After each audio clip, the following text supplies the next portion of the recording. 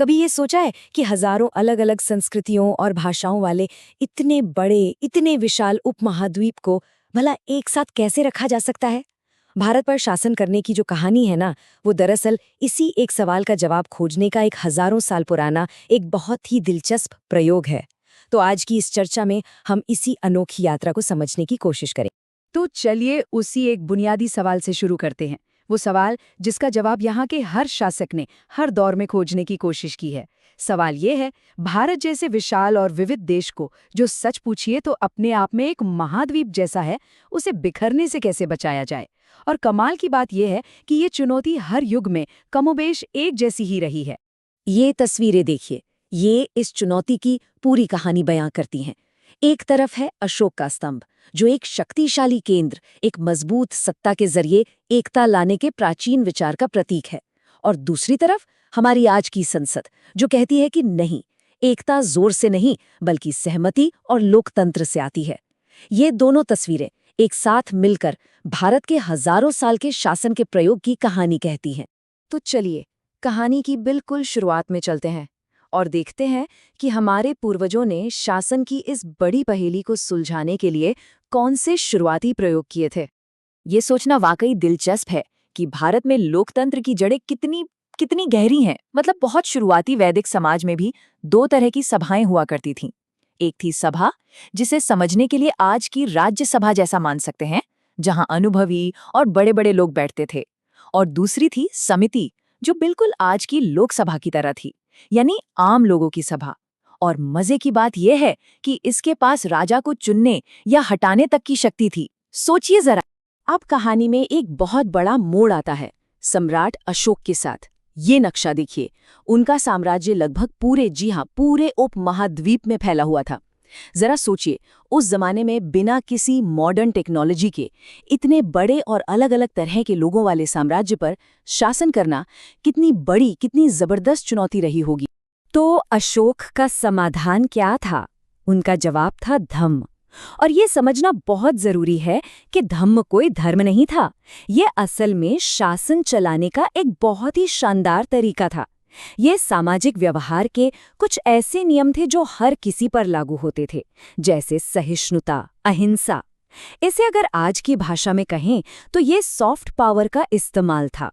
मतलब तलवार के जोर पर नहीं, बल्कि विचारों और सही मूल्यों के जरिए लोगों को एक साथ लाना। यहाँ धम्म के मूल सिद्धांत हैं सहिष्णुता, अहिंसा, सबके साथ मानवीय व्यवहार और सामाजिक जिम्मेदारी। और यहाँ ध्यान देने वाली बात यह है कि ये सिद्धांत किसी एक धर्म या पंथ से नहीं बंधे थे। ये यूनिवर्सल थे, सार्वभौमिक। अशोक की असली महानता इसी बात में थी। उन्होंने एक ऐसा नैतिक फ्रेमवर्क तैयार किया जिसे कोई भी कहीं भी अपना सकता था। और ये तस्वीर बहुत अच्छे से दिखाती है कि अशोक ने अपनी पूरी स्ट्रैटेजी ही बदल दी। कलिंग युद्ध के बाद उन्होंने तलवार के दम पर शासन करने का रास्ता छोड़ दिया और नैतिक अधिकार, एक उदार शासन का रास्ता चुना। ये असल में डर पर टिकी एक टेम्पररी एकता की जगह सम्मान पर आधारित एक स्थायी, एक लॉन्ग लास्टिंग एकता बनाने की कोशिश थी। तो ये तो थी अशोक की बात। अब सदियों आगे चलते हैं। अशोक के नैतिक शासन के बहुत बाद भारत में एक नई ताकत आई। एक ऐसी ताकत जिसके लिए शासन का आधार नैतिकता नहीं, बल्कि सिर्फ पैसा और मुनाफा था। अंग्रेजों का नजरिया, उनका अप्रोच बिल्कुल अलग था। उनका सिर्फ एक मकसद था, भारत से ज्यादा पैसा, ज्यादा से ज्यादा रेवेन्यू निकालना। ये जो पिरामिड है, ये उनकी जमींदारी सिस्टम को दिखाता है। देखिए, सबसे ऊपर अंग्रेज, बीच में उनके एजेंट यानी जमींदार, और सबसे नीचे किसान, जिन पर इस पूरी व्यवस्था का बोझ था।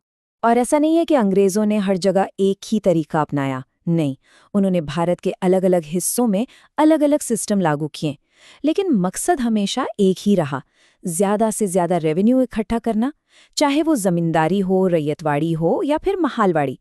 इन सभी सिस्टम्स ने भारत के ग्रामीण समाज की कमर तोड़कर रख दी और आने वाले वक्त के लिए बहुत बड़ी चुनौतियां खड़ी कर दी। अब आते हैं आज़ादी के बाद के दौर में। भारत के सामने एक बार फिर वही सदियों पुराना सवाल खड़ा था, लेकिन इस बार एक बहुत बड़ा फर्क था। इस बार जवाब किसी सम्राट या किसी विदेशी ताकत को नहीं देना था, बल्कि जवाब भारत के लोगों को खुद देना था। और इसका जवाब था भारत का संविधान एक असाधारण दस्तावेज। लेकिन जैसा कि डॉक्टर अंबेडकर के इस विनम्र कोट से साफ पता चलता है, ये किसी एक इंसान की सोच का नतीजा नहीं था। बिल्कुल नहीं। ये सैकड़ों विद्वानों, नेताओं और विचारकों की सालों की मेहनत, उनकी बहस और उनके विचार विमर्श का नतीजा था। हमारे संविधान निर्माताओं ने दुनिया भर के बेहतरीन आइडिया से प्रेरणा तो ली, लेकिन उन्होंने कहीं से कुछ भी कॉपी पेस्ट नहीं किया। उन्होंने संसदीय सरकार का आइडिया ब्रिटेन से लिया, मौलिक अधिकारों का अमेरिका से, लेकिन इन सभी को भारत की अपनी अनोखी सामाजिक और सांस्कृतिक जरूरतों के हिसाब से ढाला। तो ये असल में एक ग्लोबल डॉक्यूमेंट था जो खास भारत के लिए बनाया गया। और इतने बड़े और डाइवर्स देश को एक साथ रखने का सबसे जरूरी टूल था संघवाद, यानी फेडरलिज्म। इसका सीधा सा मतलब है कि पावर को बांटा जाएगा। कुछ शक्तियां सेंटर यानी केंद्र सरकार के पास होंगी और कुछ राज्यों की सरकारों के पास। ये एक ऐसा ढांचा था जो दिल्ली को तो मजबूत रखता ही था, लेकिन साथ ही तमिलनाडु, बंगाल और पंजाब जैसे राज्यों को भी अपनी पहचान बनाए रखने की पूरी आज़ादी देता था। तो संविधान तो बन गया, एक बेहतरीन ब्लूप्रिंट तैयार था, लेकिन असली परीक्षा तो उसे जमीन पर असलियत में लागू करने की थी। तो चलिए अब देखते हैं कि भारत का लोकतंत्र असल में काम कैसे करता है। ये टाइमलाइन भारतीय राजनीति के एक बहुत बड़े बदलाव की कहानी कहती है। देखिए, आज़ादी के बाद शुरुआती कई दशकों तक एक ही पार्टी का दबदबा रहा, लेकिन फिर 90 के दशक के बाद से गठबंधन का दौर शुरू हुआ। और ऐसा क्यों हुआ? क्योंकि देश के अलग अलग कोनों से नई और मजबूत क्षेत्रीय आवाजें उठने लगी थी। हाँ, अक्सर गठबंधन की राजनीति को अस्थिरता यानी इंस्टेबिलिटी से जोड़कर देखा जाता है, लेकिन इसका एक दूसरा पहलू भी है जो बहुत जरूरी है। ये इस बात का सबूत है कि भारत का लोकतंत्र कितना वाइब्रेंट है, कितना जीवंत है। इसने ये पक्का किया कि दिल्ली में बैठी सरकार को देश के हर कोने की हर आवाज को सुनना ही पड़े। तो फिर ये गठबंधन काम कैसे करते हैं? ये चार्ट इसे समझाता है। जब किसी एक पार्टी को मेजॉरिटी यानी पूर्ण बहुमत नहीं मिलता, तो सरकार बनाने के लिए कई पार्टियों को एक साथ आना पड़ता है। और इसका मतलब है ढेर सारी बातचीत, बहुत सारे समझौते और काफी मोलभाव। ये भारतीय लोकतंत्र की एक बड़ी ही अनोखी और रंगीन तस्वीर है। तो अगर इस पूरी यात्रा को एक साथ देखें तो एक बात बिल्कुल साफ हो जाती है। प्राचीन काल की सभाओं से लेकर आज की गठबंधन राजनीति तक ये सब कुछ असल में एक ही मूल चुनौती का हल खोजने की कोशिश रही है। वो चुनौती है भारत जैसी जबरदस्त डाइवर्सिटी को, इस विशाल विविधता को एक राष्ट्र के रूप में एकजुट कैसे रखा जाए। अशोक के शिलालेखों से लेकर आज की गठबंधन की राजनीति तक भारत का ये महान प्रयोग आज भी जारी है। और ये कहानी सिर्फ भारत की नहीं है, ये हमें हमारी अपनी इस पूरी विविध दुनिया पर शासन करने की जो यूनिवर्सल चुनौती है, उसके बारे में भी बहुत कुछ सिखाती है। ये एक ऐसा सवाल है जिस पर हम सभी को सोचने की जरूरत है।